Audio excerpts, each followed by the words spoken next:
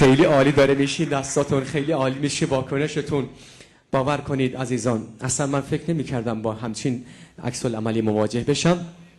براتون یک رادیو رو اینجا کارشو به نمایش میذارم که با پیچاندن پیچ موج رادیو امواج مختلف از کشورهای دور و نزدیک برای شما برنامه‌هایی رو به ارمغان میارن.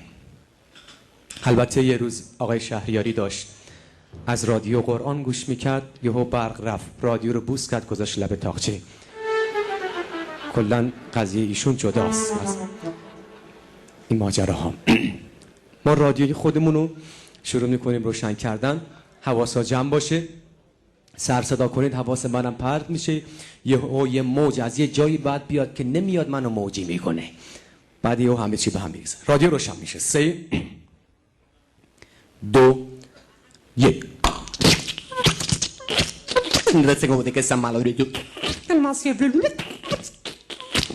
اخبار سراسری صدای جمهوری اسلامی ایران.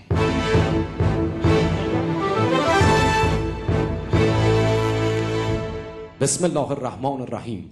اخبار این ساعت از روز را به سمع شما شنوندگان عزیز میرسانم.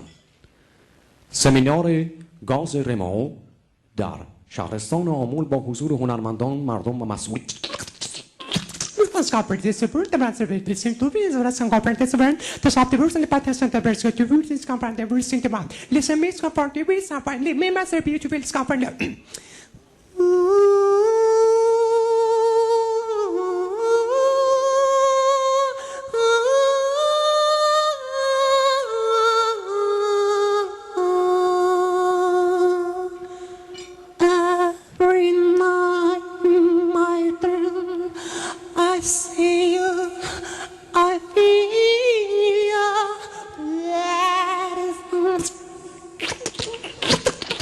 این رو موسیقی دیگه نمک دیزی بیرون با موسیقی ما پنگنسی یا خود می باقی سکته و ده خود ما قصه دو سنگ ده باقی نه آموز است. لومس موقع سکته رو موقع سکته قاضی خود مور موقع سکته ما ده باقی سکته لا بدرو کم از دو سه قصه ما کاغذ نه دو سنگ رو دیگه باز کنید دیگه. راه نزدیک من زمان ده به من میگه که دیوانه گاز رو مغازه بله دو سه نره مو گاز گاز کندن نالون زنه هستن یالام کندن نال